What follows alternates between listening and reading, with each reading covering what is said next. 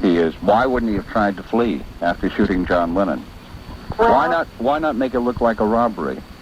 Who knows? Maybe he's already in trouble, and maybe he has to go to jail soon. He has to give money to somebody else. I don't really know, but I really think that this guy is part of some kind of conspiracy. All right. I thank you for calling. Well, thanks for listening to me. All right, Sheila. Have a nice morning. You too. Bye-bye. WXYZ. The police. I remember when they first came out, I didn't care for that hard stuff that they came out with. But when they started mellowing out, I became a fan. They started with music that, even my grandparents liked. Yeah, well, Yesterday and what are some Michelle? I mean, those were the early Beatles tunes that became standards. I mean, you'd find those kind of tunes being done by Lawrence Welk, who is probably as diametrically opposed to the Beatles as anybody else you're going to find. It was, as I mentioned before, Arthur Fiedler and the Boston Pops back about '66 that gave them a kind of legitimacy by doing I Want to Hold Your Hand with the full Boston Pops Orchestra. Yeah, Aaron Copland, the composer, said that when people think of the 60s, they're going to play Beatles music. They think about Beatles music.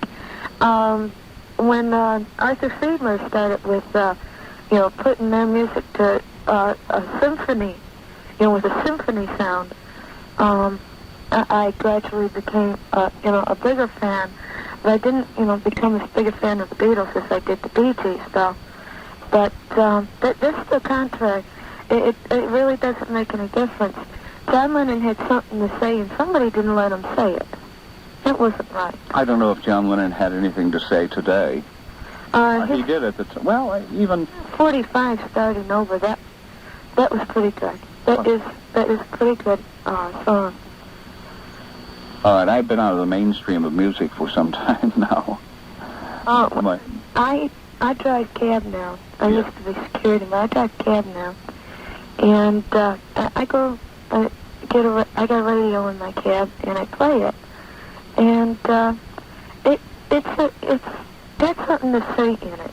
Like he's starting all over and everything. When he separated from the Beatles, he wasn't that good. Not as good as McCartney or Ringo. Harrison got better. But John Lennon, the absence, I think, made him better than when they split up. The absence made him better? You mean out on his own, he sounded better than with the group? Well, he had a chance to find his own sound.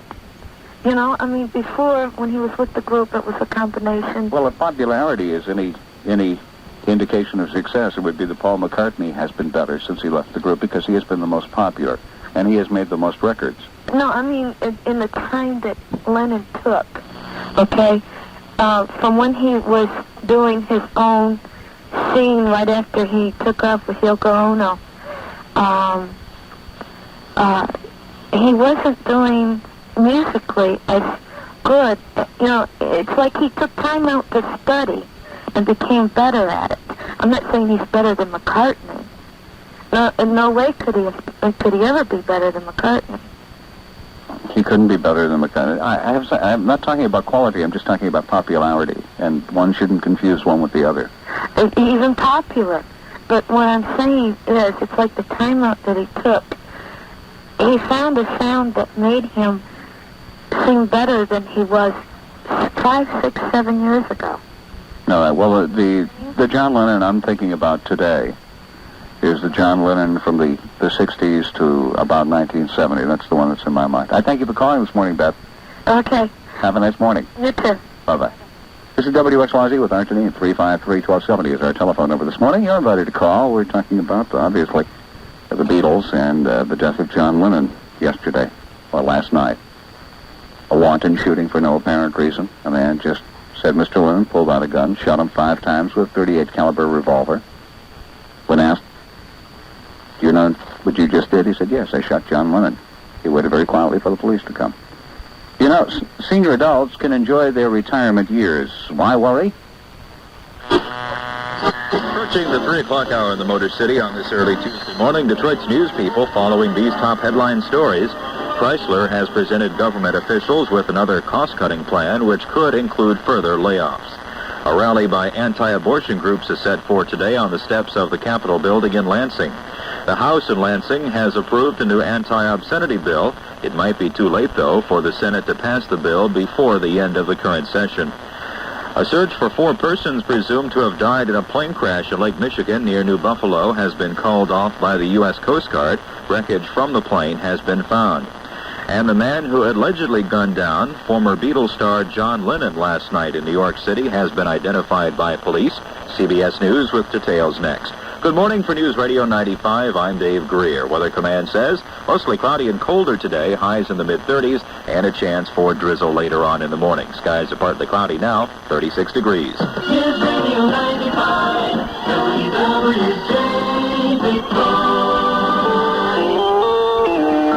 CBS News. A 25-year-old man from Honolulu, Hawaii, has been identified as the suspect in last night's gunshot murder of former Beatle John Lennon. Mark David Chapman is being held in connection with the shooting. I'm Rob Armstrong, reporting on the CBS radio network. John Lennon, once the driving force behind the Beatles and still a powerful figure in the musical world, was shot to death in front of his luxury apartment on Manhattan's Upper West Side last night, just before midnight Eastern Time. The physician who attended Lennon at New York's Roosevelt Hospital said the singer-composer was dead on arrival.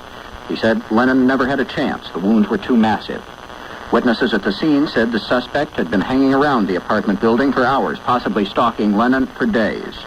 One witness is quoted as saying the gunman had a smirk on his face as he pulled the trigger, as if he were pleased with himself. We'll have more on the story when CBS News continues. You know about the 12 days of Christmas. Well, now you can give the 12 months of Christmas a gift subscription to Smithsonian Magazine. News, New York.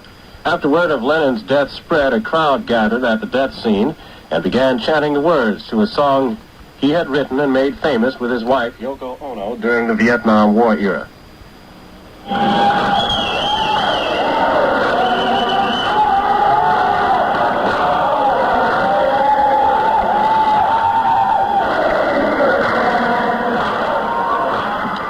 More news in a minute. You know about permanent mark in the music world. Lennon and McCartney wrote most of the songs for the Beatles, who sold more than 250 million records. Countless other artists have performed their songs, ranging from rock and roll bands to symphony orchestras.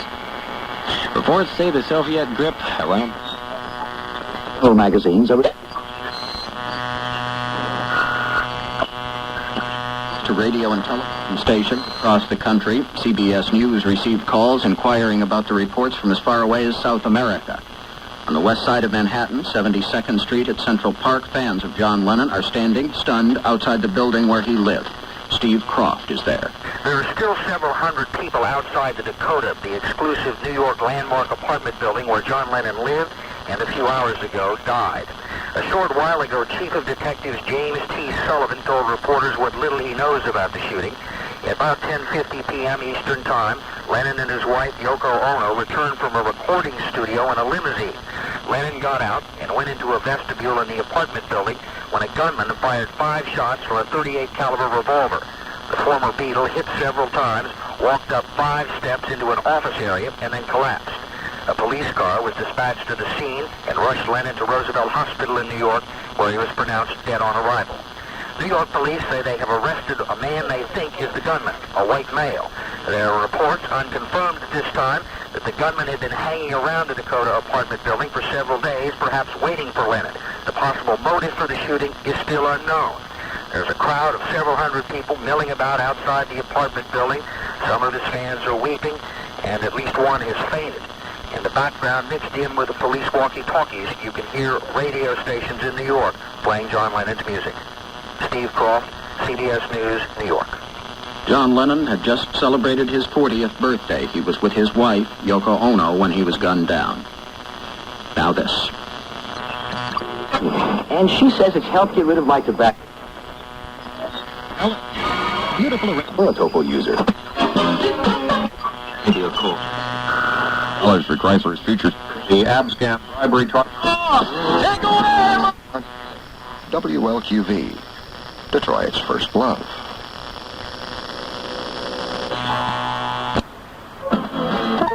word through Algerian intermediaries. Per hour. You may even save enough money on your own.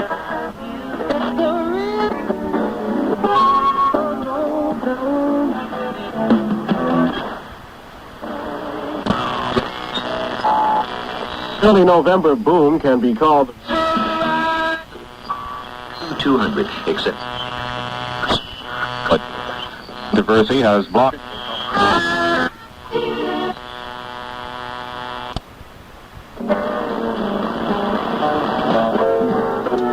To pretend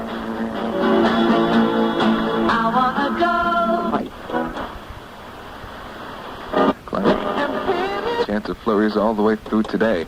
Low this morning in the upper 20s to near 30, and a high later today, near 40 degrees. Currently 37 at WNIC FM. Dick Shaffron with you early this Tuesday morning, and we continue our salute to the late, great John Lennon. Is there anybody going to listen to? Wait.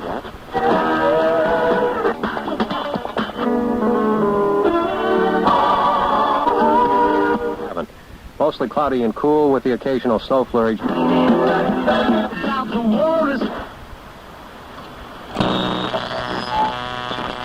Cutting steps, but the car maker delayed it. This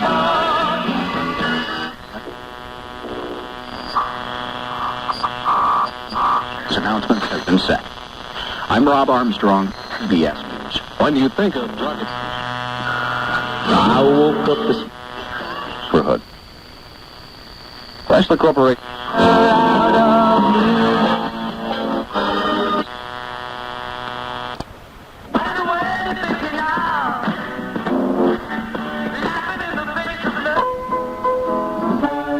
I'll take the living and the healthy. But talking about the future, Lennon said acceptance is the key. Unknown is what it is, except that it's unknown and it's plain sailing. A tribute to John Lennon, dead at the age of 40.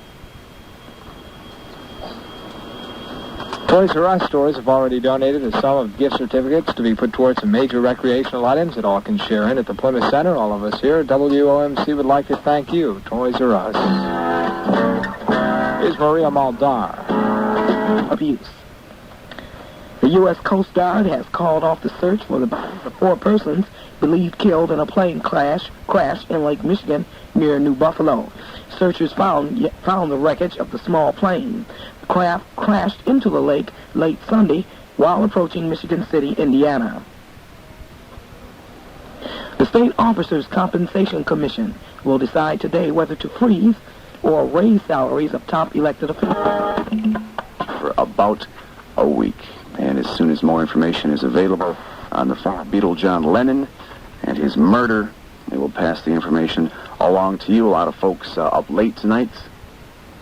Kind of different, but it's life. And here's a tune that says it all.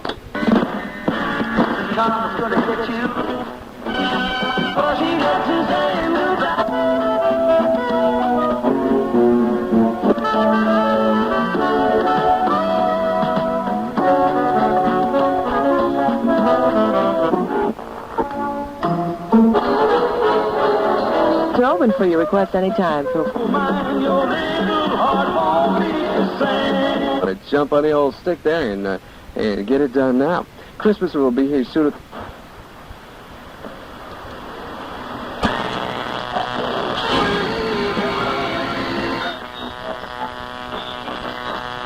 36 at Metro, cloudy and 35 in town at Detroit City Airport.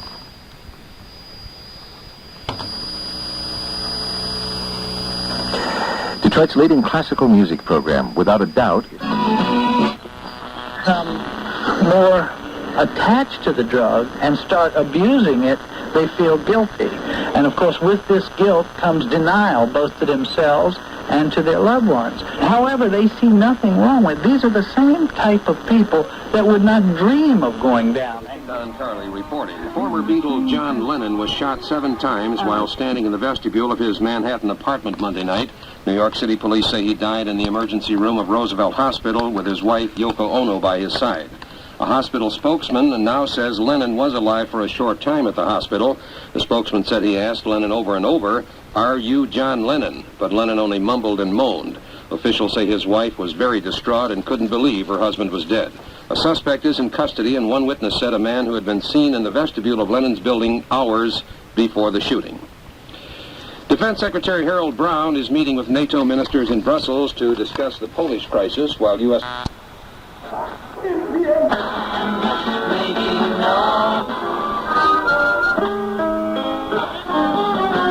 News from New York City, and see what kind of other developments that have taken place since the last time we checked in with New York, and last time New York checked in with us. 37 right now in Detroit. This is Jay Brando on Rips. More Lennon tunes coming up as the night progresses. Friends of John Lennon say they've warned Lennon he should leave New York City. The friends say they feared for the former Beatles' safety, living as he did in a luxury New York City apartment building. Those fears were fulfilled last night. John Lennon was shot to death as he walked with his wife Yoko Ono into the vestibule of their apartment building. Now John Lennon's millions of fans mourn his death. Thousands of them were outside the big apartment building complex where the shooting occurred just a few minutes ago. For many of those people appeared at a loss to understand what had happened. ABC's David Leslie visited the scene. Walking around here outside the Dakota apartment house, you can tell the true dyed-in-the-wool Beatles fans from the people who are just curious onlookers here. I'm looking now at a man sitting down, holding a tape player, looking as if he's crying, certainly feeling dejected, listening to old Beatle music. This guy is just one of a number of people that I've seen here who obviously don't want to talk to anyone. They're thinking about perhaps their childhoods and what the Beatles meant to them. They are truly hurt upon hearing of the death of John Lennon. David Leslie, ABC News, New York. John Lennon was 40 years old when he died. Police have identified the suspect they're holding in the shooting of John Lennon. Police say he's 25-year-old Mark David Chapman. He's from Hawaii. Police say he'd been in New York City only for a little more than a week. I'm Joe Vaughn, American FM Radio. Grand Central Station, next stop. Ever walk through a smoking car on a train? That's where you see people who really need Topo, the smoker's tooth polish. Excuse me, sir. Nothing to say but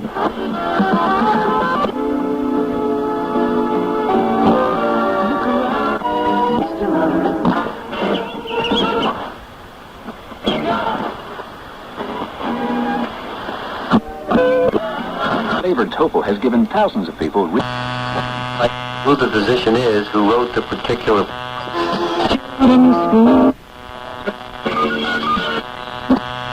away. According to Lennon's producer, Jack Douglas, the singer and his wife had been at a recording studio earlier Monday night and left to get a bite to eat and then go home.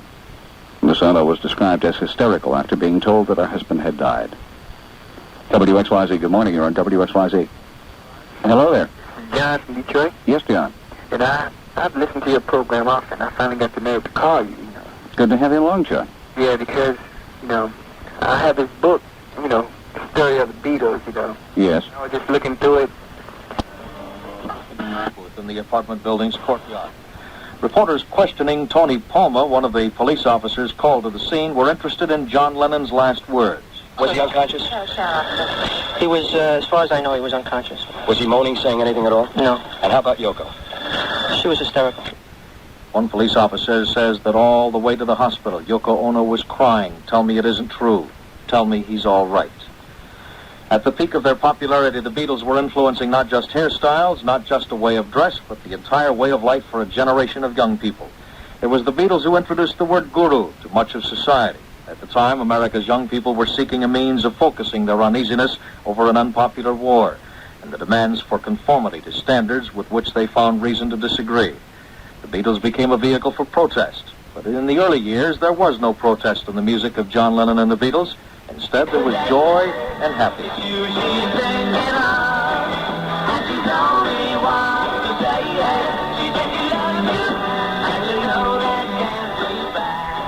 This is FM Network News. Later, the nature of the music changed. Revolution was one of their later hits, along with Help, Revolver, Hard Day's Night, and many others expressing a need for something the world didn't offer. In 1970, it all came to an end. The Beatles broke up and went their separate ways. That did not mean the end of John Lennon as a composer, though. He kept right on writing and performing until 5 years ago when he took a break, only to resume recording and performing just this year with a new album and what appeared to be the beginning of a new career. But it all ended last night in the entranceway of John Lennon's apartment building in New York. ABC's Ian Hunter has more on the man, apparently, who will be charged with the killing of John Lennon, 25-year-old Mark David Chapman of Hawaii. Chapman offered no resistance when police moved in to arrest him. After the shots were fired, he didn't move, standing still as Lennon staggered mortally wounded up 6 steps into the apartment building's guard office. Police say Chapman came to New York about a week ago. He brought the gun with him from Hawaii. Since Saturday, he'd been hanging about Lennon's building. Less than 6 hours before the murder, he got Lennon's autograph as Lennon left for his last recording session. Police say Chapman waited, called to Lennon as he returned, then opened fire. The big question, why, still hasn't been answered. Ian Hunter, ABC News, New York.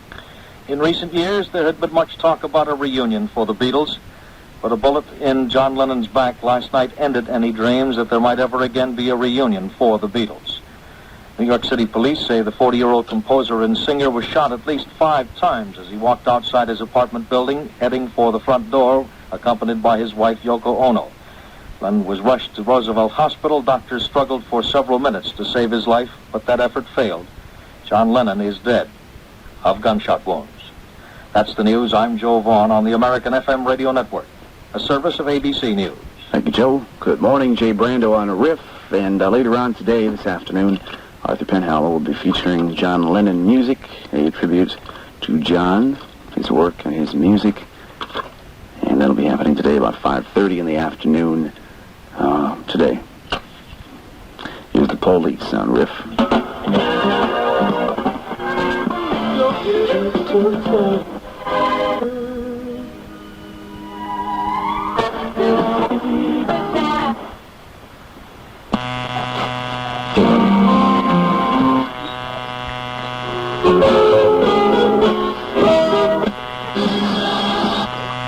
You go in to make a buy off a physician?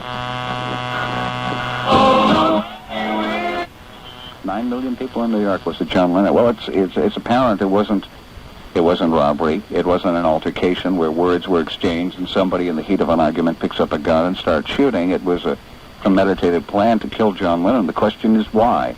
Yeah. Somebody, Sheila from Windsor, suggested that I don't agree with Sheila when she said that it might be some kind of a conspiracy in order to sell records. Regardless, the album would have went platinum anyway. Because the album is on billboards right now, isn't it? I don't know. Again, I'm kind of out of the mainstream of music today. Well, I know in Detroit they were before this constantly playing cuts from the album, you know. Really? Yes, you know. Even your sister station. And, well, I like to sum up by saying to all the people that's listening, John Lennon is dead, and he gave us a lot of music, even though people started shying away from him when the album Helter Skelter came out. But, you know, because of Charlie Manson, and he took the album the wrong way. And I feel that we got to keep on living. Take it easy, man. All right, thank you for calling. Okay. Bye-bye. WXYZ in Detroit with Anthony, and you're invited to call. The Beatles, back in '64, when they made their American tour, held a news conference. I thought it'd be kind of interesting to head back there in 1964 when Beatlemania was getting into full swing, and that became part of our vocabularies, and the haircuts and the dress of the Beatles also became popular. And maybe just bring you back to what it was like back then. Why did the Beatles have the influence that they did have during that 6 or 7 year span? No, it's great. We like lunatic. Yeah. Healthy. We then relayed a request from a young gal reporter in the room who wanted to hear them sing a song. In unison, they replied, No. No, we need money first. how much money do you expect to take out of this country? About £0.50, $2. Depends on the tax. We then told the Beatles that it had been alleged that they were nothing but for Elvis Presley, and they replied, He must be blind. It's not true. Their long mop tops inspired us to ask if they ever got haircuts. No. I had one yesterday. That's no lie. That's the truth. Honest. No, I think he missed. No, he didn't. You should have seen him the day before. Okay, one here. We got a rather surprising reply when we asked the Beatles how they accounted for their phenomenal success. If we knew, we'd form another group and be managers.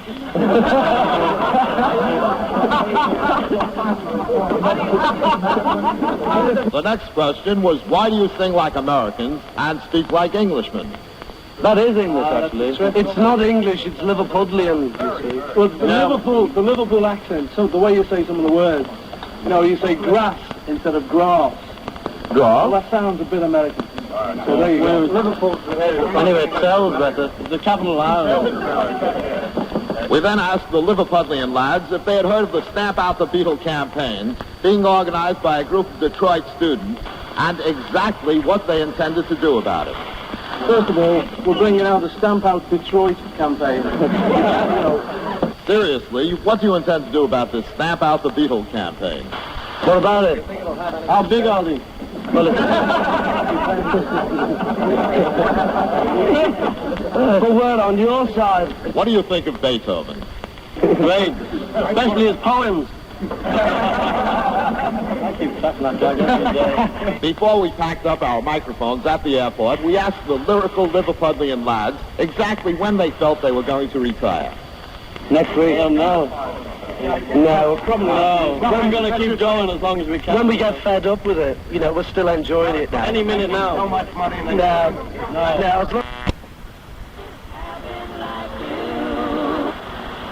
Very appreciative. Tax man.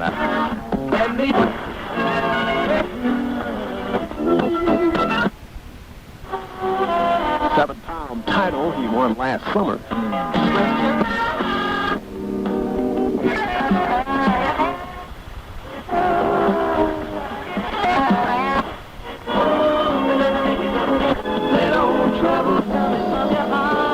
Contemporary English.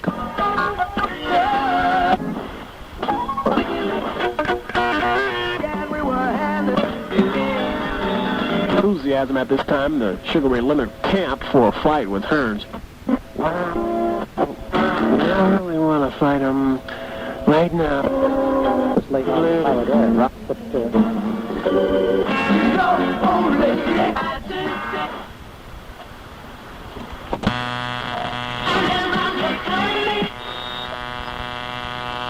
called and expressed thanks for the program and talked a little bit about their experience of John Lennon.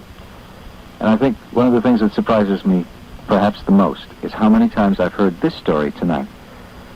I'm a grandmother, fill in the blank on the age, 54, 68, 81, was a music teacher, by the way. And she said when Ormandy and Fiedler include Lennon and McCartney in their program, you know that you have to take it seriously, of course, and not many wouldn't.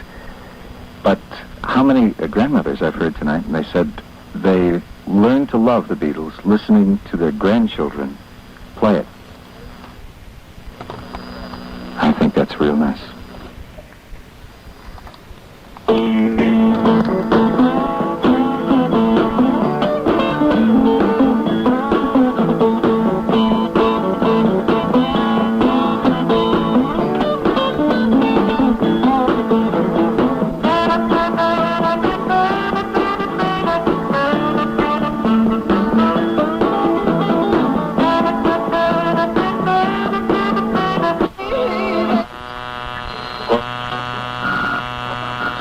Came to visit, and that was at the time of their right now winds are from the north. They locked the doors to the public, no tape recorders were running, and they all grabbed their guitars and had a jam session, and those who were present said it was something that was almost unbelievable. Wish we could have been there to have heard that. Well, 29 minutes before 4 o'clock in the morning, this is a song this morning for Maryland. It's the new LP cuts from Charlie Daniels and the Charlie Daniels Band called Carolina, I Remember You. The first things I remember are frosty Carolina mornings with a cheery firecracker. Bullet wounds to the chest and back. The news was broadcast throughout the world. Dan Raviv has a report from London.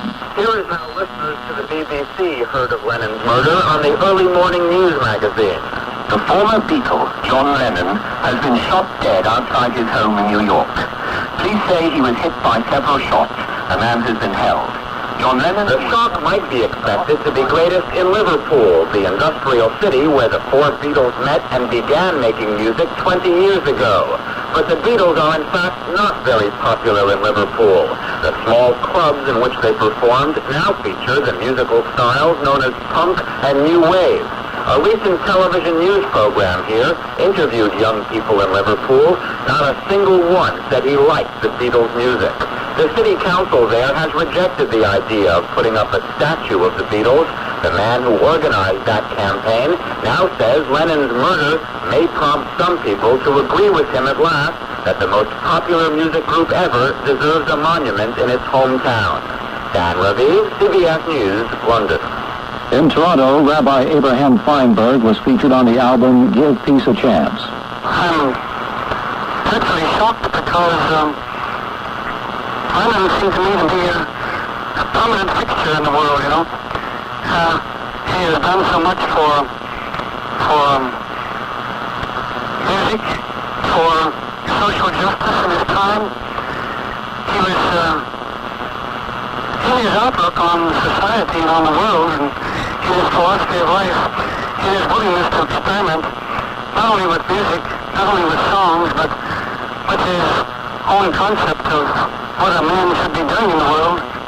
Disc jockeys throughout the United States say listeners jammed their switchboards with phone calls asking for confirmation, some refusing to believe the news.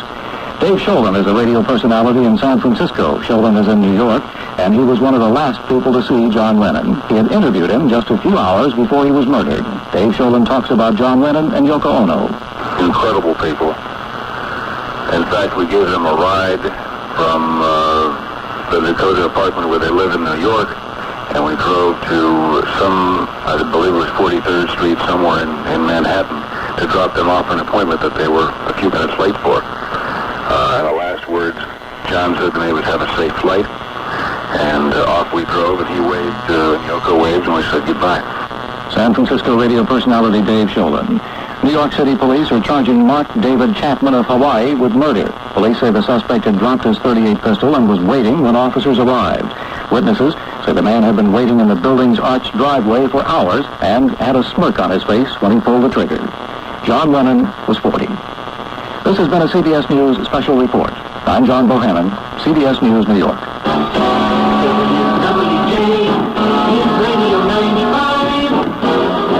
Good morning, Detroit. It's 3:35 now at WWJ. I'm Dave Greer for News Radio 95.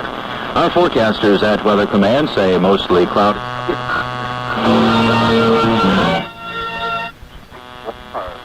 He didn't have to be because he was so great. Because it would have been somebody else who...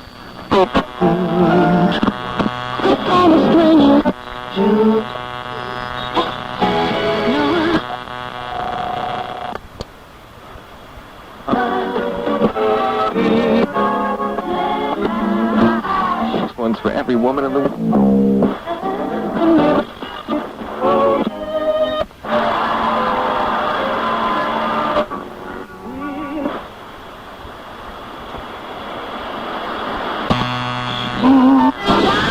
I also think he was the older of... that could last as long as 6. Night flight honors John Lennon. And we'll continue till 5 this morning. If Elvis Presley was the king of rock and roll, the Beatles were the democratizing force, you might say. Once the British group became popular, almost everyone in America was able to hum part of a Beatles song, from I Want to Hold Your Hand to She Loves You, or perhaps Michelle or Eleanor Rigby. In truth, Elvis's gyrations and derivations from gospel music roots appalled middle and older generations, and the Beatles, on the other hand, caught on with young and old alike, and we mentioned that just a little while ago, all the grandmothers listening. The first time they came to America to perform on the Ed Sullivan Show, conductor Leonard Bernstein took his 3 children to see them and praised the music. So we have heard tonight from Eugene Ormandy, from Arthur Fiedler. Now Leonard Bernstein is mentioned. The Beatles looked clean and wholesome, and their songs were nice and at first simple, with themes evident in titles such as I Want to Hold Your Hand and I Saw Her Standing There. The authors of most of those songs, with the Liverpool sound, were Lennon and McCartney. But after the novelty of those first nice songs, the duo didn't just keep repeating. They went from pop to rock to ballads to Indian-influenced music and beyond that. Norwegian Wood and Michelle were mature songs. The psychedelic era came in, and they wrote Strawberry Fields Forever and Lucy in the Sky with Diamonds. In short, their talents had many dimensions, which proved a key to the group's long popularity. Many considered Sgt. Pepper's Lonely Hearts Club Band the finest rock album ever. Magical Mystery Tour was surreal, and the White Album, enigmatic. The Beatles brought such strength to rock and roll that for a time all other music was out. Jazz went under the tidal wave, so did previously hit crooners like Eddie Fisher, and the Beatles' popularity spread to other areas of music. Instrumentalists improvised to their songs at jazz festivals.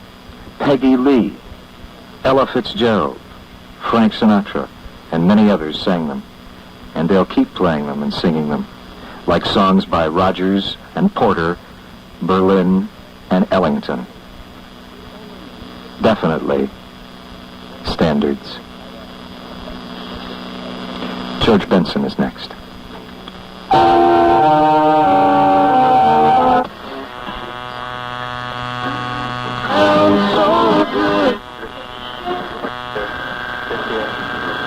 believe these things fail. The people in Liverpool feel that the Beatles haven't done anything. Tavern, which was the nightclub they were playing in Liverpool. To see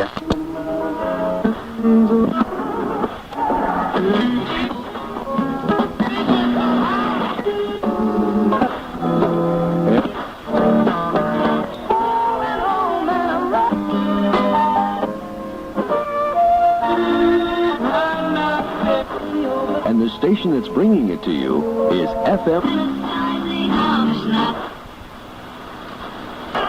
It sounds like it's typically Beatles, though. It doesn't what? I said it sounds like it's typically kind of unmistakable sound. 62. We just played that. Self to the enemy as open prey. This man is fair game.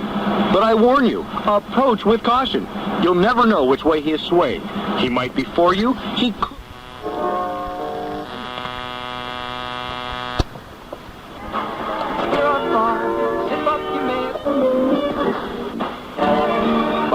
557-7902. Screaming at my wife there. Get off of my...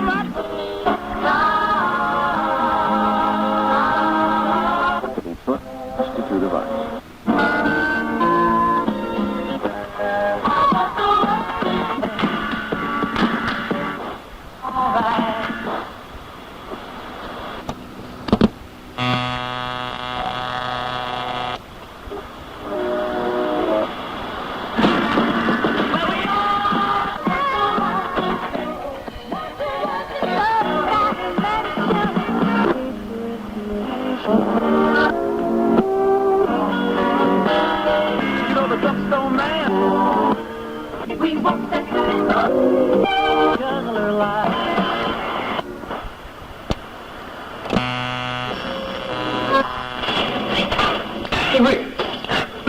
I hope for a world of clean air. Capitals. Hey, W.H. Joe, what do you need at the next place? They use only the highest quality.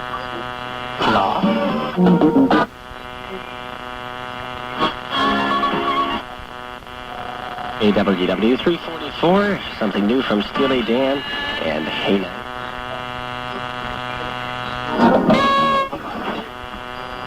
Safe, reface, or convert.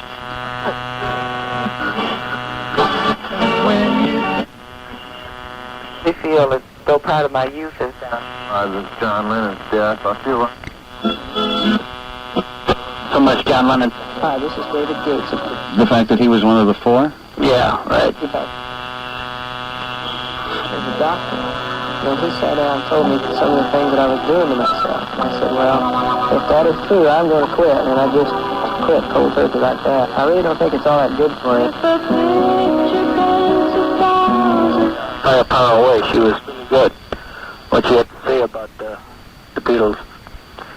You know, I just want to talk about the music for 5 minutes or so. Yes. When they first started, the first 3 years or 4 years, or say 1964 to 66, I wasn't all that crazy about it.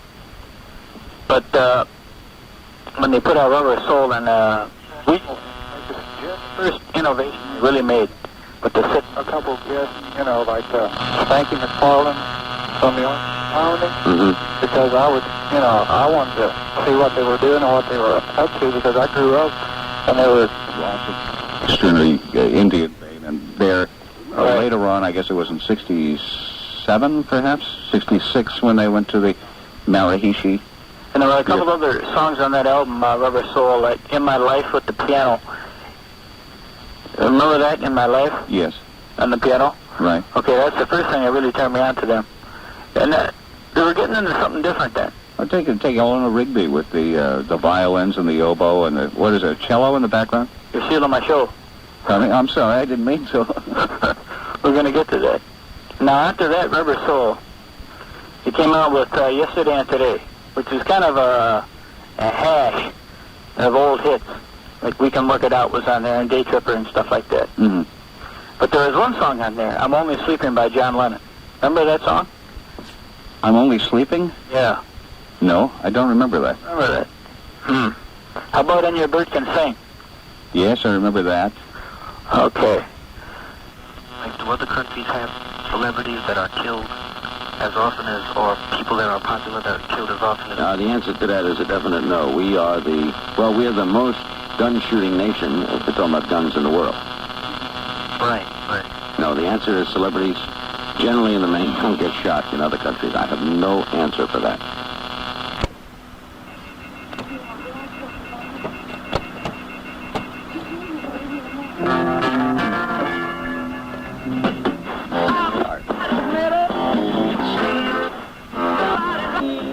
Interested in John Lennon's last words. Was he unconscious? He was, as far as I know, he was unconscious. Was he moaning, saying anything at all? No. And how about Yoko? She was hysterical. One police officer says that all the way to the hospital, Yoko Ono was crying, "Tell me it isn't true. Tell me he's all right." At the peak of their popularity, the Beatles were influencing not just hairstyles, not just a way of dress, but the entire way of life for a generation of Americans and people around the world. It was the Beatles who introduced the word guru to much of society. At the time, America's young people were seeking a means of focusing their uneasiness over an unpopular war and the demands for conformity to standards with which they found reason to disagree. The Beatles became a vehicle for protest, but in the early years there was no protest in the music of John Lennon and the Beatles. Instead, there was joy and happiness. In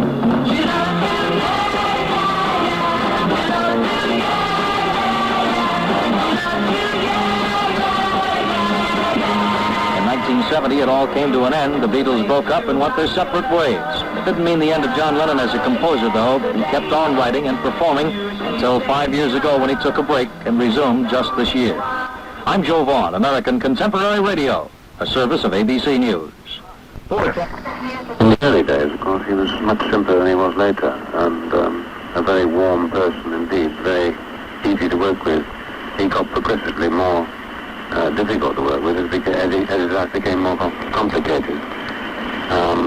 But during the time that we worked together, which was all, up till the first 10 years, in fact, the first 9 years, until the Beatles split up, the five of us worked very harmoniously together. Producer George Martin in London. U.S. record stores that are open late report a run on Lennon and Beatle albums as news of John Lennon's death spreads.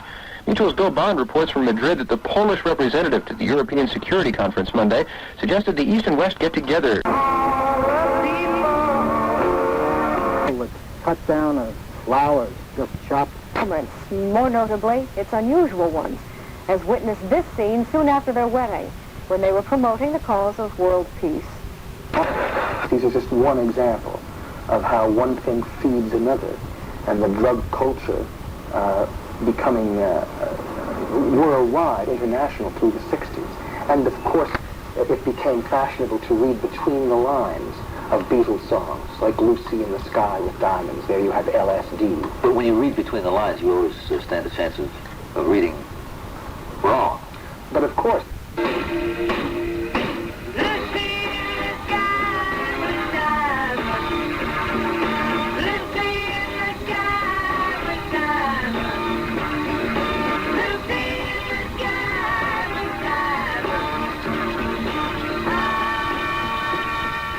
if one goes through the Beatles' work and hears the lyrics and listens to the music and the playing, particularly works that are gigantic, especially Abbey Road and the White Album and Sgt. Pepper and Rubber Soul and Revolver. Revolver is a favorite of mine, although you may prefer Rubber Soul. You simply find a whole new way of listening to songs.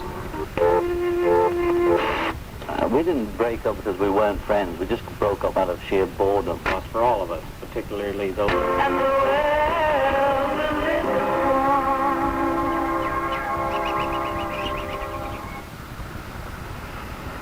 Let's talk about New York. All right, Bob. Okay. Because you've been here a good long time now and had a good chance to sort of digest the city. Yeah. How do you feel about New York as a city? Do you enjoy it? I still love it, yeah. I've been here 3.5 or 4 years, something like that. Probably 3.5. The thing I like best about it is, A, it's 24 hours. And, people are always saying, what's an American? Well, people aren't always saying it. I'm saying it. But there's no such thing in a place like New York. I don't know about the Midwest and all that, those kind of places. That's what, is America, I suppose. In New York, it's a bit like London, only more so. Everybody's a foreigner, Nobody can speak. There's no set language. You get in a cab and you say, I want to go to West 44th Street, and you say, what do you say, So it's factored out like that. There's all the different nationalities here. And sometimes in the summer, it's like being in Calcutta or something. You can cut the heat with a knife, right? And you're always hearing congas are going on in the park all the time. It's like a festival going on. And I just dig it. How different is life in New York, say, by comparison with life in London? Because I don't know New York very well at all, but the first impression I get, from, say, a 34th story window, the city looks amazing, but it feels very tense down on the street. Well, I don't know.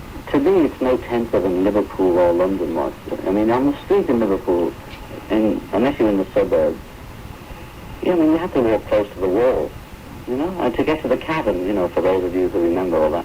It was no easy matter, even at lunchtime sometimes. It's a tense place. And Glasgow and Newcastle, London had it. When I first got to London, it was pretty nerve-wracking. We were all putting on, we're from Liverpool and we're tough bit. But there's some hard knocks down in London. And I think that's what you feel. It's almost the difference between Liverpool and London, London and New York. And it has that tenseness, but it's just that it's going at a tremendous speed, I don't know why, but it is, So people are that kind of tenseness. John Lennon talking to Bob Harris in New York 5 years ago, and I'm sure that by now you've heard of today's tragic news of the death of John Lennon, shot outside his home in New York late last night. What we can try to do tonight is offer some kind of tribute to a man who altered millions of people's lives, mine definitely, and probably yours. Well, with me tonight I have 3 people to talk about John Lennon. Michael Watt, welcome. You are ex-man of American, now writing for the Los Angeles Times and also the Sunday Times of England. Andy Peebles, who you may have heard this morning on Radio 1, the man who had the last ever interview with John Lennon. And you didn't actually know till you got off the plane, did you? No idea, and as I've said on a couple of times already today, it was a terrible shock, a dreadful thing to happen. We were so elated when we arrived in London, and it was just unbelievable news. Well, over to you, and also with us, what was your reaction? Well, I was awakened by my brother at 20 to 6. He called me from New York. He lives in the neighborhood where the accident occurred. He only lived 4 streets away. And he said to me that he wanted to be the one to tell me. What is a handgun made for? Why are they manufactured? A handgun is made for one reason, to shoot another human being. There's no other purpose for it. That's the only reason they're made. And furthermore, Ted, the fact is that the states, New York State and Washington, D.C., can't control handguns. It's got to be a national... The New York law doesn't, I mean, a thing, as long as you've got a charter arms company in Stratford, Connecticut, turning out handguns that this fellow could buy in Honolulu and come here and kill John Lennon. And also the charter arms company was David Berkowitz's home company. He used their gun to run around here and shoot people. What good is a New York law if they're going to manufacture it all over the country? All right, Senator DeConcini, you've got the last Is there word. some manly I think if you can get it in. I think it's a red herring trying to think that by a federal law you're going to stop people using handguns. You're not. It should be tried. It's just not going to happen, and you might as well face it. What we've got to do is educate people the danger of guns. We have to have a security program in the industry and promote people to be careful. But people have a constitutional right to have a gun if they want to have it, and we shouldn't take that away from them, just like we shouldn't take any other of our freedoms away. There's no freedom lost in that at all. The fact is that we do not feel a freedom encroachment when we register and require licenses to operate a car. But the Constitution doesn't say that we have the inalienable right to have a car. The Constitution calls for the right to bear arms has to do with militia, not carrying deadly weapons. All right, gentlemen, I'm afraid you're going to have to continue this conversation some other time in some other location, but I thank you all very much for being with us. We'll take a look at the music of John Lennon, who, after all, is the focus of... Tomorrow proudly presents the Canon 8. Because during the 5 years, he enhanced his relationship with Sean, his son. He changed roles with Yoko in the interview that I did. For his wife, Yoko Ono, on an album called Double Fantasy, which is a collection of love songs to and from Yoko Ono and John Lennon. Right now it is still raining outside in New York, still very cold, and the crowd is still standing around the gates of the Dakota apartment building where NBC correspondent Stephen Fraser is still standing by. Stephen? Jane, some of these people weren't able to come here until this evening. They had intended to come here all day, and as soon as they were free of earlier obligations, they came by to do what they could and find out what they could. Sheila Kelly, Manhattan, did you come here with anything particular to say? No. Why did you come? Just to show respect. And are you waiting for something to happen here? No, it's just pure respect. It's for Yoko and Sean and John. Frank Majorano, very briefly, what's your one thought here? Well, I felt like I owed something to John Lennon, who really gave us so much during the 60s and so much good music, and he was such a fine person and a good man, and I think I owe it to him because he's done an awful lot for us. Thank you. Jane? Well, John Lennon always did the unexpected, like dropping out for 5 years, stopping music after a long string of international hits. Well, when he emerged this fall, as we said, he had been engaged in a couple not-so-extraordinary pursuits, raising a son and falling in love with his wife. Well, they always said that John Lennon was something of a mad prophet, always on the cutting edge of the latest trend. And now John Lennon was into family. What might have come next had he lived? Well, we can only imagine. Imagine, the title of one of Lennon's most memorable songs, and it was the theme music for this BBC documentary on John and Yoko.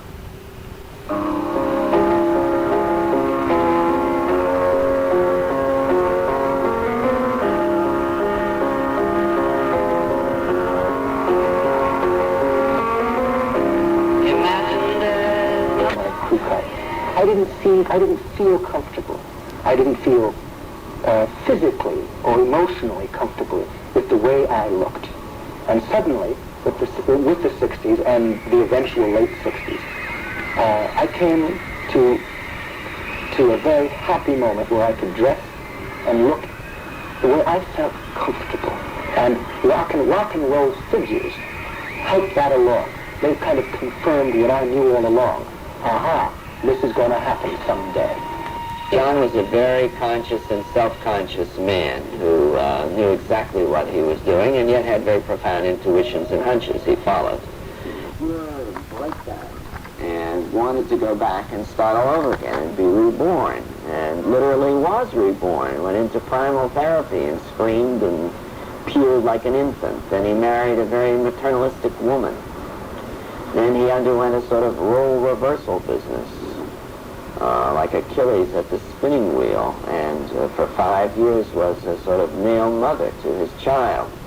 giving that child an experience that he felt he had been denied. And then finally, in his latest record, which is a big hit, he came back really very much to where he stopped recording with Abbey Lane in about 1970, in a very sophisticated, almost parodistic version of his original style. So that his career describes a complete circle or cycle. And I sometimes think that cycle represents the limits of the rock generation. It's a generation that simply could not grow up. They could complicate their adolescence to an extraordinary degree, but finally they hit sort of a bumper and bounced back to where they started, and then the only thing left was to do it all over again. You knew Lennon personally. Again, how much of this came out in the person that you knew? Wonderful man to sit and talk to. One of the very rare celebrities, perhaps the only one I've ever interviewed in a lifetime in journalism, who you could ask anything to and get a very realistic and shrewd answer with no covering up, no copping out, no excuses, no sentimentalizing, no pieties. Just tell it the way it is. A very tough kind of mind, then. Very tough kind of mind, yet a very human and genuine person, someone who hadn't achieved toughness by killing his emotions. When you look at the Beatles and Lennon, what did he bring to that? He brought the muscle. He brought the brains. He brought the sort of street smart, tough, poor boy in Liverpool attitude.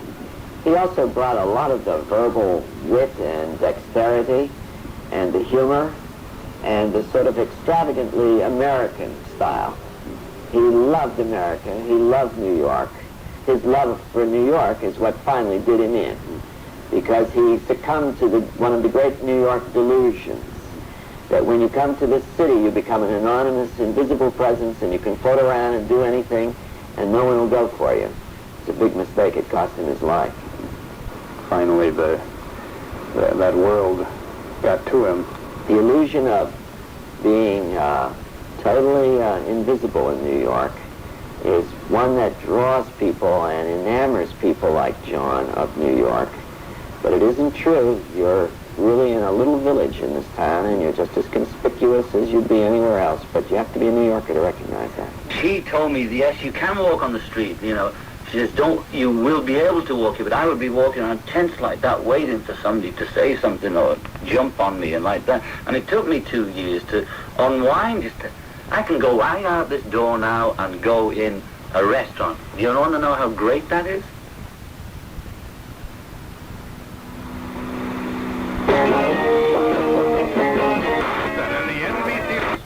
For almost 2 decades, as I would say, fared remarkably well.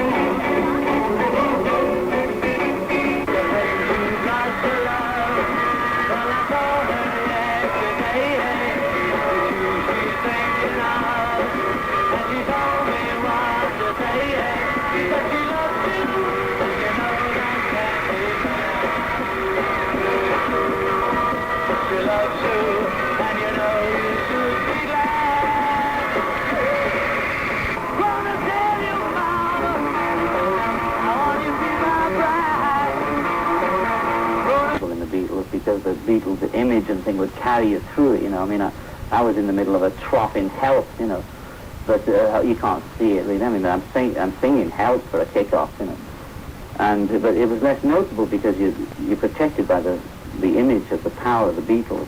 Now when it happens, I'm on my own, right, you know, and it's easier to get sniped. And so I've been in the trough, so I'm out of it. I'm coming out of it. Whoopee, you know. I'll be around for the rest of my life in this business, so I don't get too serious about it. I only worry about what's happening to me. Did you find out that all the problems still were affecting your work? Yeah. In the last couple of years? Yeah. I tried to pretend to myself that I wasn't being affected by it. It was just going off my bank, like water or whatever that thing is. But when I really got down to it, I realized that it was a constant thing all the time, you know. just non-stop, you know. It was like a sort of big toothache, you know. It didn't go away. And it's still around now, but I think I've come to terms with it a bit. And it was just, you know, interfering with everything, you know. Like at one time I had this group together, Elephant's Memory and a few extra people, and I was ready to go on the road just for fun, you know. I didn't care whether I was going to get paid even. I just felt like going out, you know. And they started taking me to court, and I was sort of getting into the court scene. You know, I can get into any play, right? So I was getting the suits on, and I was talking to the judges, and there's TV, and it's a stage, you know. So I got more involved in that stage. I had to send them away, you know, and that put me off performing for a bit. And then I still sort of did my work, you know, because I can't stop it even if I'm in a bad state of mind. But it was affecting me. It affected my whole life, actually. In retrospect now, do you regret how you sleep? You know, somebody said the other day, it's about me. You know, I regret that it was so... No, those songs, there were two things I regretted. One, that there was so much talk about Paul, they missed the song, it was a good track. And I should have, you know, kept my mouth shut, not on the song, it should have been about anybody, you know, I mean... And when you look at them back, you know, Dylan said it about his stuff, so he found out most of it's about him. I wrote a sort of Son of How Do You Sleep on Walls and Bridges. I can't remember the name, Steel and Glass, which I thought was about a few people, but then I realized, no, it's me again. So it's not about Paul, it's about me, you know, I'm really attacking myself. So I regret the association, but I have what I regret, you know, I mean, he lived through it. The only thing that matters is how he and I feel about those things, and not what about, you know, the writer or the commentator thinks about it. You know, him and me are okay, so I don't care what they say about that. You know, I go through my thing. I've always been a little different. You know, Lennon blast Hollies. You know, that was one of the early things. I've always been that. Our first national press was me beating up a disc jockey at Paul's 21st party. That was the first Beatles national press, and we got the back page of the Mirror. I've always been a little, you know, loose. And I hope it'll change, because I'm fed up of waking up in the papers. You know. But if it doesn't, you know, my friends are my friends, whatever way. Let's talk about the new album, John, because really the recording of the new album, it spanned quite a long time. Many eons, many eons. Well, the rock and roll album, folks, started in '73 after I'd finished Mind Games, and I was really in the middle of a, you know, what's going on, mother, life, help. And I'd just done Mind Games, and I was thought, you know, how can I have some fun instead of all this writing my feelings and the songs, you know, being the writer and the artist, you know. I thought, what can I do to, you know, break that regime of, you know, writing the song. John Lennon writes new song. Is it about him or is it about Paul or, you know, whatever. So I thought, I know. I'm always in between takes, and with the Beatles to it. Always would break into Bebop or Lula, or we'd always jam those songs, you know. They're my favorite songs, a lot of them. And I never did them because I admired the original so much I wouldn't dare touch them. But by now people are ruining everything, so I thought, why can't I do it? You know, they're all doing it, so what the hell, you know. So I thought, I know, who shall I use, you know? The great Phil Spector, you know. I'd used him before, but I'd always controlled it and been co-producer. But this one, it took me 3 weeks to talk him into being the producer. I said, look, I'm Ronnie on this one, all right? I just want to sing, I don't want to know nothing about nothing. So we started the sessions, and they went well, and then they gradually collapsed into mania, you know. It's one way of putting it. But it definitely got crazy. 28 guys playing a night, and 15 of them were out their minds, including me. And the sessions broke down. We broke them down pretty well, me and Phil. They got really bombed, you know. I'm not even going to say what happened. Some of it was ridiculous. And that's the first time I ever let an album out of my control since the first Beatle album. I never do it again. And next minute, I didn't have the tapes, and Phil had a car accident. That's all I heard. I waited 8 months in L.A. waiting for him to recover. Where was he at that point, son? He's a mysterious man. His woodwork to perform, my dear. Phil works in such mysterious ways. His woodwork to perform. He's a great artist, but like all artists, it's, you know, anyway, all I knew, I was sitting around in L.A. waiting for the tapes to finish the album, right? So I got, and that's how I ended up doing Harry. I was just hanging out with you know, guys, all we were doing was getting drunk and, you know, waking up, you know, sick. So that's why I said to Harry, let's forget this, let's do something, you know. So then after that, I came home to New York, and I was, by then I'd straightened myself out, and I was ready to do Walls and Bridges, and I was straight and, you know, no drinks, right? And I thought, okay, I'm ready to record. The day before I go in to record, I get the tapes back. We finally made a deal, so it had to do with deals as usual. I get the Phil Spector tapes back. There's about 8 tracks half of them that you couldn't use, you know, for one reason or another. Like if you've got 10 people playing out of tune, and the other, you know, I mean, like that Angel Baby is a phenomenal track. You know, so I sorted out the best of the Spectre stuff, what I thought was the best, and decided the best way to finish it was to just go in and finish it. So I did the rest of it by myself, using the basic unit that I usually use, about 8 guys. And I did it in about 5 days, you know, 3 tracks a night, you know. I just said rock and roll, okay, rock. And we just went in. I rehearsed them a couple of days beforehand, so they were loose. And we just went in and did like take 1, Stand By Me, take 2, Bebop Alula. You know, the opposite of what was going on down on the West Coast. And this was a year later.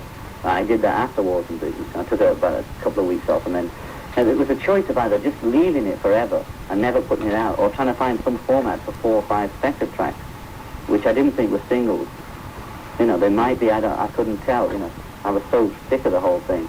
So I thought, now what do I do? Just leave it in the can. I hate leaving stuff in the can now. I've got no stuff in the can, neither with the Beatles. And I thought, okay, finish it off and see what it is. You know? So I finished it off, and I played it round to a few people that weren't me.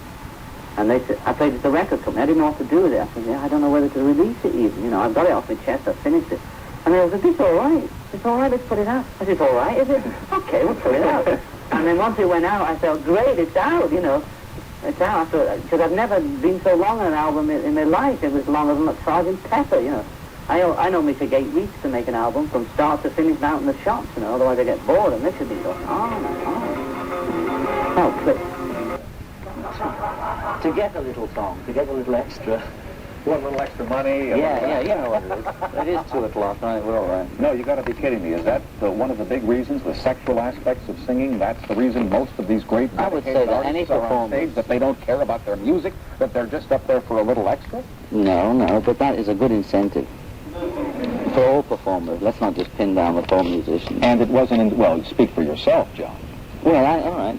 I can't speak for musicians then. No, and please don't speak for those of us who toil in the television vineyard, because that is farther.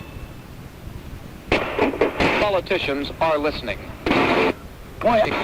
Brussels. It is the truth movement. The best ways of making contact. Yeah. But what you're saying is it's one of the best ways of making sexual contact. Hmm? Well, yes, we're not looking to have a card game. That's what it is. You know? I mean, you don't go on stage and think, that would make a nice card game. Most of the young women who follow the rock groups then were very, very young. They were in their teens.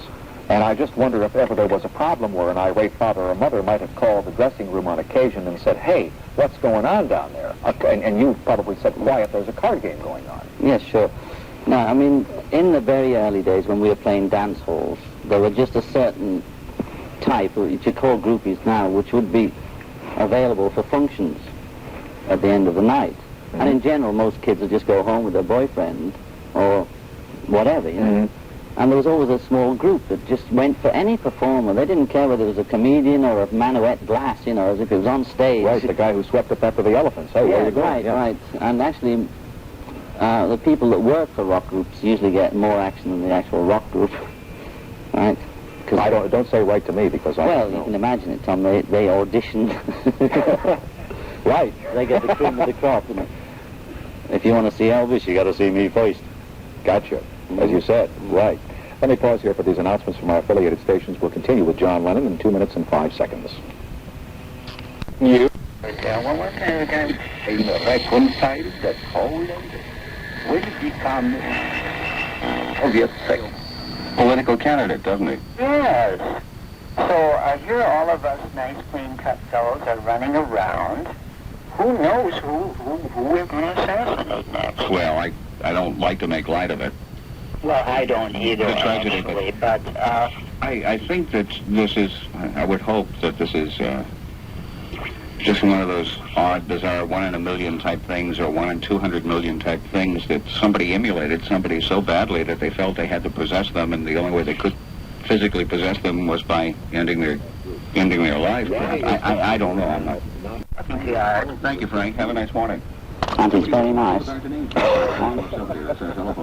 yours about a year later or something. So it's a long time we spent together in all the most extraordinary circumstances, from lousy rooms to great rooms. Mm-hmm. And so it wasn't just the public just think, oh, you were only together 5 years. We've only got 5 million records, you know. But we were together a long, long time, and we just became stale musically. But how are you not stale musically now, aside from changing Because musicians? I'm interacting with different musicians. To me, they're musicians. They're not just, you know, it's not like, to people, they're all stars, right? It's like having Elton John and Elvis and a few people playing, you know. To me, it isn't. It's just musicians, and to them, it's the same. So if you play with the same person all the time, you get into a rut. Even if you play tennis with the same person. It's boring. It comes to a time when you know every move, and you have to find somebody else. Every kid that's born, Where are we going with this, if you can give me an idea, so I can try and follow along? every person that's born brings something with them. These kids brought something with them. They were a success. That's fine. They came here. We motivated them. We made all that money for them, made them popular. And they got this rock and roll. They've got all the kids like wild animals. And you see them in these discos with the lights blinking, with the noise banging. They're so mixed up, and it went into dope and went into all these things. I'm not blaming dope on them. But we had like a wild bunch. And not only that. Well, would you suggest that everybody start dancing to Gregorian chant? No, but it was mentioned that why this man. Now, Salman was a big man, nothing happened. And about Capitol Planet, when Kennedy died, Ruby was so enraged. He loved the man. That's what he said, anyway. Punishment. He killed him, right? All right. That was his rationale for killing Lee Harvey Oswald. He felt badly. He loved Kennedy so much, and he couldn't bear the thought of... Kill Lennon. He couldn't bear the thought... So far, with his rock and roll, he enraged everybody so... Who did? Lennon, the Beatles. Name a Beatles song for me, will you? The kids. Name a Beatles song for me. I'm not knocking their music. Well, you just said that they enraged people. They didn't enrage anybody. Look at the children. They're all hanging out in discos and drinking beer and are wild. They don't know if they're coming or going. Right now, the country is so a mess with the poll and with the refugees and Lee, everybody else. Calm down, Lee. To try those things out. And I thought you hear this. Another thing is... Calm down, Lee. The people... No, I'm not angry. If the people are so for Lennon, I haven't heard anyone before Christmas to say, I'm going to give charity in his name. Instead of buying up all the records, even $15 million, and the woman is going to get even wealthier. And you know who's really hurt by it? Lee, would you just stop a moment? Would you just stop right where you are? Okay? Yeah. You've been saying a lot of things, but you haven't... What woman is going to be richer than she already is? She herself. Who is that? What's his wife's name? Yoko Ono. John Lennon has an estate that is estimated at... 15 million. No, I think I heard that... The paper said, I don't know. 15 million? Yeah. I heard $250 million. Well, whatever. That I don't think that the royalties coming in from the sale of record albums are going to make up for the loss of John Lennon. No, they won't, my dear man. No, not at all. When I hear people before Christmas, we'll buy the records and we'll contribute that money. There's so many people out of work and so much. Why don't I hear that? I think that would be a great idea. I've got... And maybe when it's over... Yes, but... suffer, the child doesn't realize, but he lost a father. That's what the thing is there. She'll meet somebody else later on. She's a wealthy woman. I want to see within a certain time if she will contribute some of his money to charity or some worthy cause. Well, they have. They have? Sure. Just a couple of months ago, they donated $1,000 to the New York... You're back now. What's $1,000 and $15 million? The fact is, they did it. They did it. Sit up. They did it. He performed concerts. Geraldo Rivero mentioned that he performed a concert for the mentally retarded that brought in $160,000. Well, I wonder... I haven't heard anybody to say... All right. You know, you sound a little... You know, Lee, you sound like you're... Meanwhile... Well, you don't sound that way. You sound very bitter. Well, what? No, I'm not bitter. Look, the man died. It's a shame. We're living in a country, we don't believe in capital or killing people. We believe in saving them. But there are other people that the same thing happened. But we're having now such things. They're fighting for our lives, for our country. And they're making this a big thing, so they're so... Well, it is a big thing, Lee. I don't know. Maybe you don't know because you're beyond the age where John Lennon or the Beatles had any influence on your life. A lot of us, myself included, are not. My dear man. Pardon me? It has no influence on my life. Nobody's ever influenced you? No. No? I have a brain and I use it according to me. I don't follow the next person. No, I wouldn't say the Beatles were... Then try to live the new. All right, Lee. Thank you for calling. Have a nice morning. WXYZ in Detroit, 353-1270 with Anthony. You're invited to call and join us this morning on News Talk 1270. We did say something which I think is kind of important and kind of a nice thought if you wanted to donate money to charity. And John Lennon, that's perhaps your... You see, having gone through the Beatlemania thing, nowadays it's nothing like that. I mean, I can walk down the street and somebody will say, "Oh, hi, John," and they usually say, "How's your immigration?" You know, if it's in New York, right? And they don't hassle me. I might sign one autograph, two autographs, you know? And I don't get hassled. And I went through that period where I actually couldn't go anywhere. And so now it's like heaven. I can go and eat. We go and eat. We go to the movies. We go wherever we want. If there's an announcement, like there's an opening and everybody's going to be there, you get a lot of noise and cameras and flashbulbs. But if we just decide to go to dinner, it's cool, you know? We're probably less recognizable than you now, being on every night. I doubt that. You're on every night, are you kidding? But it doesn't make any difference because when you were on, you had 35, 40, 50 million people. I'll never forget the time that you came to Los Angeles. I was working there for Channel 5, and you were giving a concert at, I don't remember where it was. Hollywood Bowl, is that right? Thank you. And there were the lines for the tickets, and there was all the attendant publicity prior to the appearance and everything else. And one of our reporters went out and covered all this, and he came back and he said, "It's going to be wild out there tonight." And I, because I'm not very smart, went on the air and I said, "Well, if you'd like to know where the Beatles are, call this guy, and his home number is." And I mean, his phone didn't stop ringing for 4 days. It was just an obscenity. And I wish that if he's watching, I'm sorry I did that. And so your viewability or your visibility is so tremendously high, or at least was then, and I just wondered if it had kind of slopped over into your career now. No, I mean, I can get around now, you know. I'm glad, too. I don't miss it. I'm glad it happened, but I don't miss it. Yeah, in spite of the boredom, in spite of the fact that maybe there were little dissensions, those were good times for you. Oh, yeah. I mean, the boredom was in the music. I mean, that came after all the Beatlemania. Did you save your money?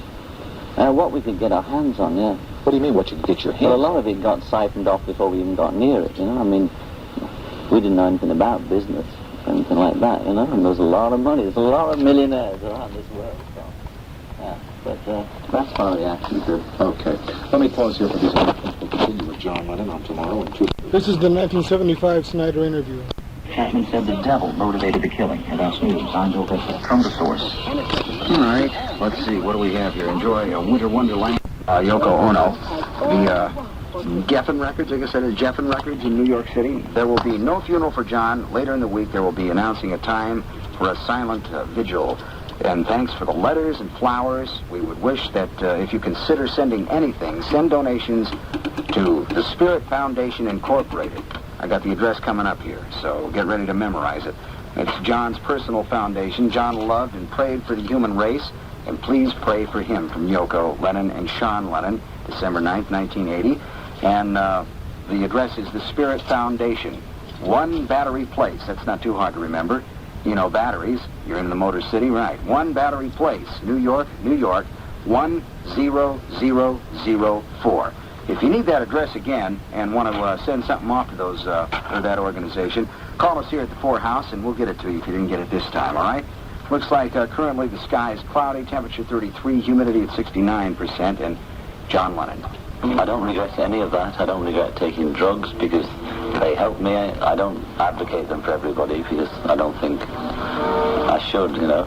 But for me, it was good, and India was good for me. And I met Yoko just before I went to India and had a lot of time to think and think things out there. With 3 months just meditating and thinking. And I came home and fell in love with Yoko, and that was the end of it. And it's a basic thing of religion. We're all God. I'm not a God, or the God, not the God. But we are all God, and we're all potentially divine, and potentially evil. We all have everything within us. And the kingdom of heaven is nigh and within us, you know. And if you look hard enough, you see it. You then believe in life after death? I do. Without any doubt, I believe in it.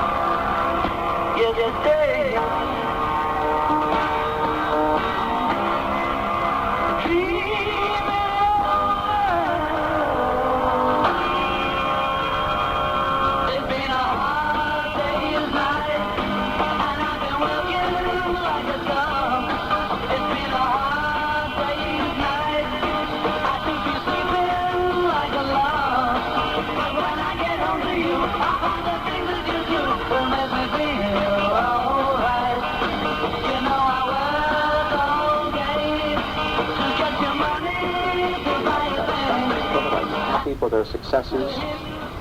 Yeah. I'm most happy, I guess we all are in a way, for Ringo's success. Because the other three of us, you know, it always went around Ringo was dumb, but he ain't dumb. But he didn't have that much of a writing ability, and he wasn't known for writing his own material. And there was a bit of a worry that, you know, although he can make movies, and he does make movies, and he's good at it, that how was his recording career going to be? And in general, it's probably better than mine, actually. So he's and doing what's all right. amazing is that he's done it with some songs that were popular when you and I were both teenagers in this country. A lot of You're 16 and things like that. Stuff that... Oh My My? Well, I think he wrote that. Is that not Only? Only You? Oh, Only You. I suggested that for him. You did? Yeah. Now, why is it that those songs done by Ringo Starr achieved this popularity when they were popular 20 years ago? Because a good song is a good song. Okay. You know, and you can jazz it up or do it with whatever rhythm you like. But if the song is there, it stands. When musical groups become successful, or musicians, or really when anybody in the public eye becomes successful, immediately there are rumors about their personal lives, and I suppose the fact that some people are caught in the possession of certain unlawful substances like marijuana or cocaine or LSD or speed. A lot of people say that's all they do. They smoke a lot of grass, they eat a lot of LSD, they're all acid heads, and they're all rocked out. How much of it is there going on in truth? I wouldn't know, you know. I mean, what do I know? Come on, John. Come on. I know as much as you. Come on. In Well, truth, how much of it goes on where? You know, it depends. Well, in your little coterie of friends. My friends as clean as a whistle. I'm sure they are, as a hound's tooth, in the words of General Eisenhower.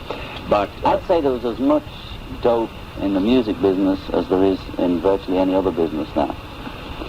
But dope is so out in the open that you can go anywhere and it's there.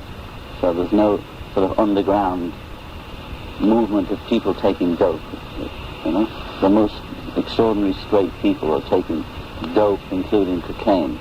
It's available anywhere at any time, and it's all over the place. If you want it, you can have it.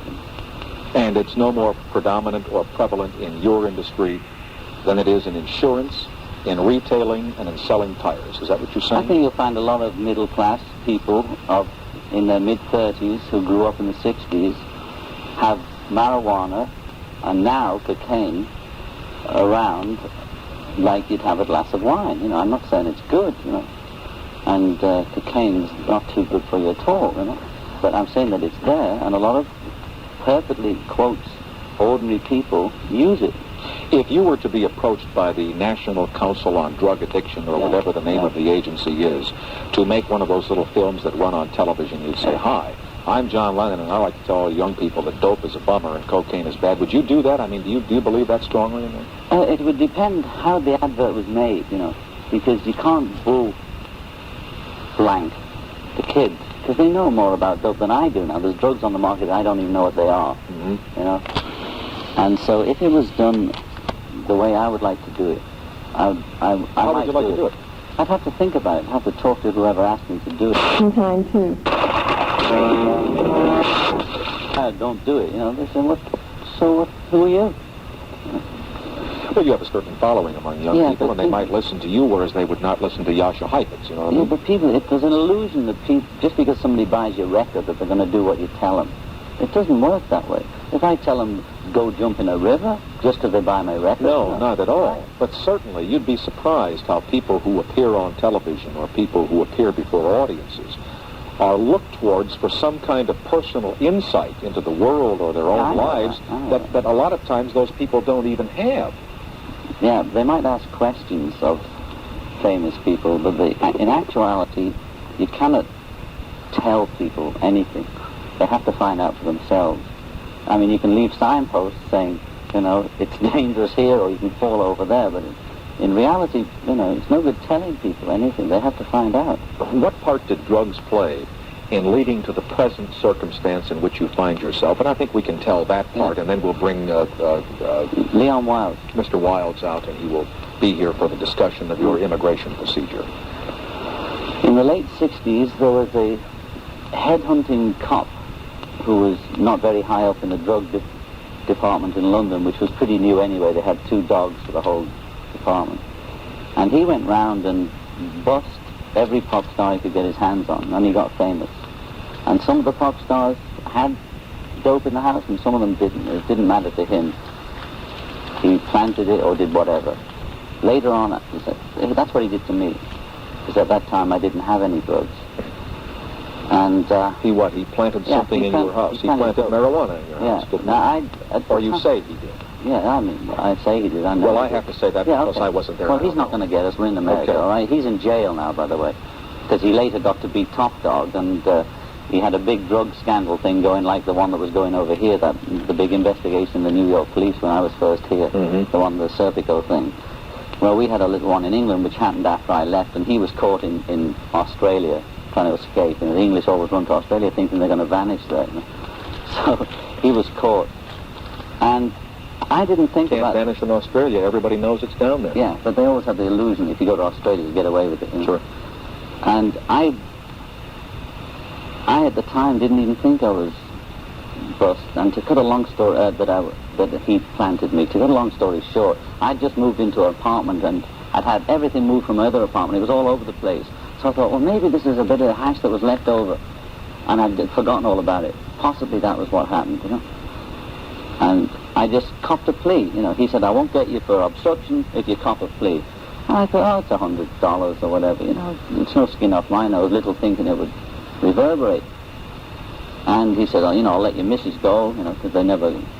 In England at that time, the law was, if it was in this building, Mr. NBC would be caught for it. You know, he was responsible for it, even if he wasn't living there. That was the law there. You mean that if an officer of the law were to come in here, and they were to find an unlawful substance upon these premises, John, that the president of this television network would be liable to arrest if that law were in effect? That was an English law at the time. That's been changed. So you better put it out. No, listen. No. Come on. Don't do that the whole time. See that old fella? Everybody knows. Got the writing right here on the paper. Now, we all know you're a nicotine addict. Anyway, the guy planted me, and it didn't dawn on me till later, till I called a few friends who'd also been busted and said, did you have stuff? One of them said, yeah, I did have stuff. It was on the table. They didn't even notice it. They planted a whole pile in my bedroom. You know, he had it out on the table, some marijuana. So the guy was a rip-off, and he's in jail, and half that drug department's in jail, too. But now, you thought that all you'd have to do was pay the $100 fine, but then what happened? Well, I did just pay the fine, you know, and that was the end of it. And it went in the papers, whoopee, and another pop star bites the dust, you know. And then I came over to America and just, with no particular decision, decided that I'd like to live here, you know. I came over for a visit or something, and I was always coming and going, and Yoko had been educated here, and she was always going on at me about New York, you know, and she finally showed me and walked me around. And I fell in love with it, and we thought, get an apartment instead of staying in a hotel all the time. Surely.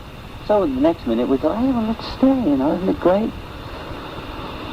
So we also had other complications going on. The show isn't long enough for it, about her ex-husband running away with her daughter, and there was court cases in Houston, the U.S. Virgin Islands, and we had to keep applying for these visas, and after you bust, it's suggested that you don't apply for 9 months, you know, and people now have problems getting in. Mick Jagger, Stones, lots of musicians, Paul, lots of people have to sort of do a lot of ritual to get in before they can come and go. So we tried to say, look, we had this big case, we need to come in, and there was always a hassle and a hassle and a hassle, and then they started trying to throw me out. All right, so we're at the point now where it might be helpful to have Mr. Wilds, your attorney, present, just so that nothing is said that might prejudice. Well, it's really in case you have a question that I can't answer. You know, they ask me what's happening with you, and I say, well, there's some paper went to some senator that called, and I don't know who. All right, fine. We will have Mr. Leon Wilds, Mr. Lennon's attorney, join us after these announcements. Tomorrow we'll take away from Manhattan in 2 minutes and 5 seconds. Announced by his widow, Yoko Ono. The man accused of shooting Lennon, Mark Chapman, is being held under tight security at a mental hospital lockup, where he faces 30 days of psychiatric testing. A doctor says he found Chapman somewhat depressed and asking about members of his family. Chrysler Corporation says it will lay off 2,500 more workers. He was carrying about 14 hours of Beatle tapes when he was arrested. Saudi Arabia has acquired ownership of an oil company. In the back area, some lights. Rudy killed Oswald while Oswald was in police custody. Lawmen learned something when Mark Chapman was taken from the hospital to criminal court this morning. He wore a bulletproof vest. Nancy Reagan is not only against women, have killed themselves now. In Brooksville, Florida, a girl with too many pills. In Salt Lake City, a boy shot himself. FAN, you understand, is a contraction, an abbreviation of fanatic.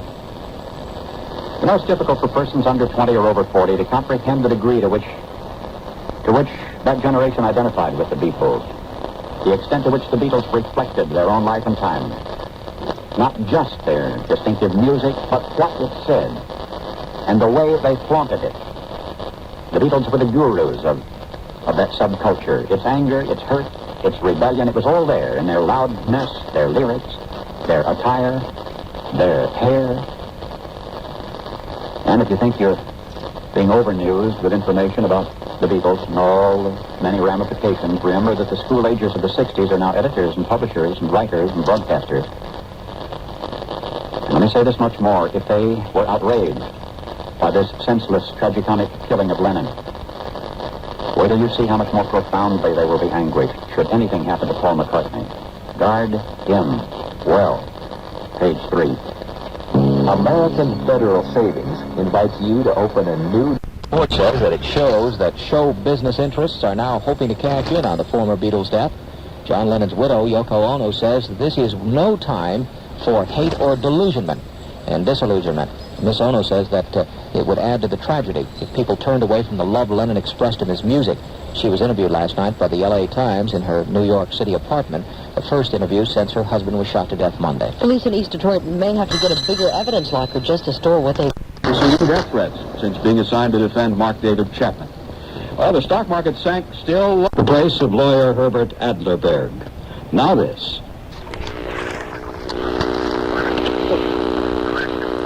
Apparently we have a little difficulty getting that picture up from Ernie. We will do so later on.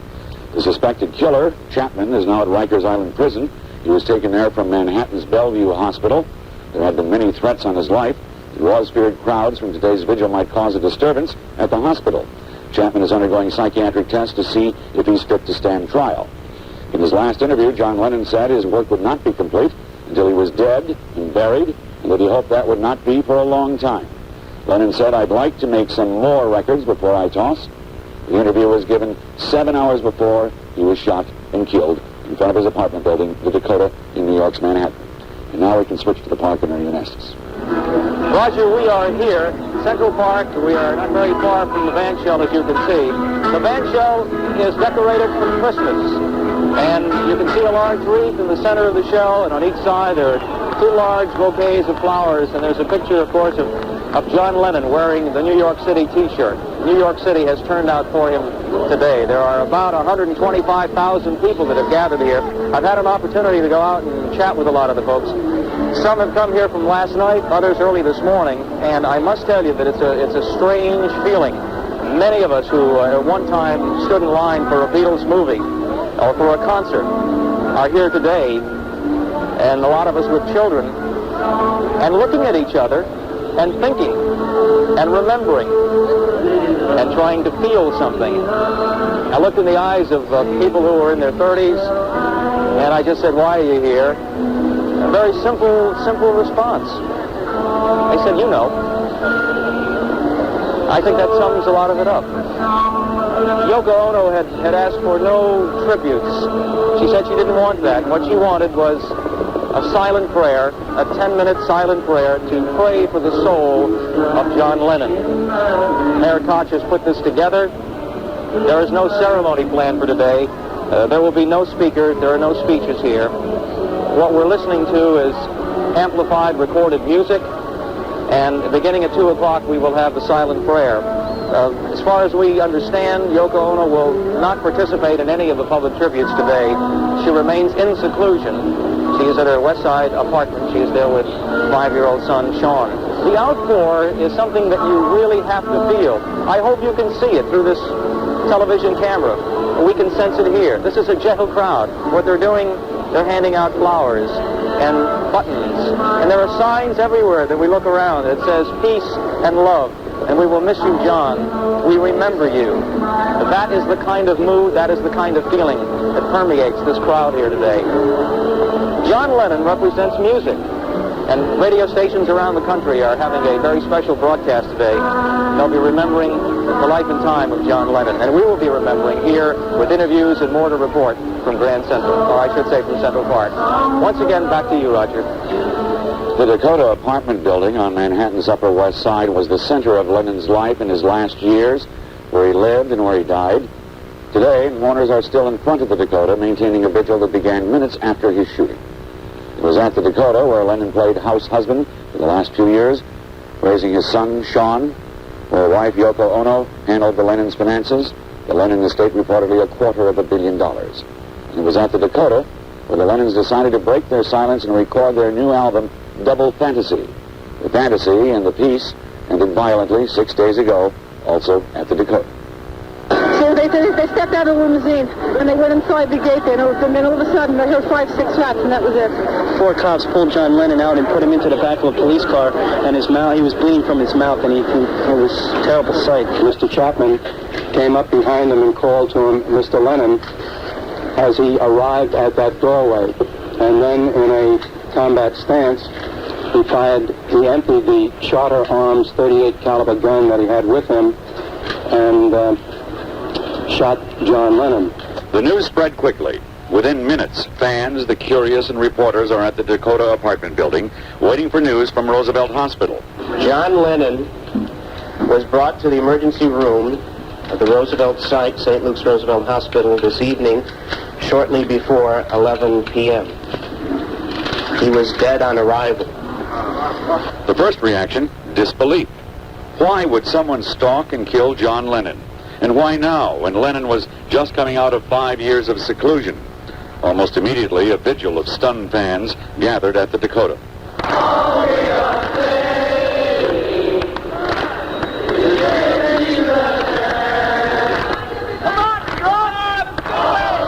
I just told these people here I feel like the 80s have begun. Then the questions begin.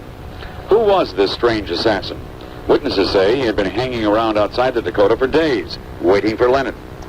So nice, and clean cut. He was, you know. From the little bit he spoke to us, he just seemed like a really nice, genuine, honest person.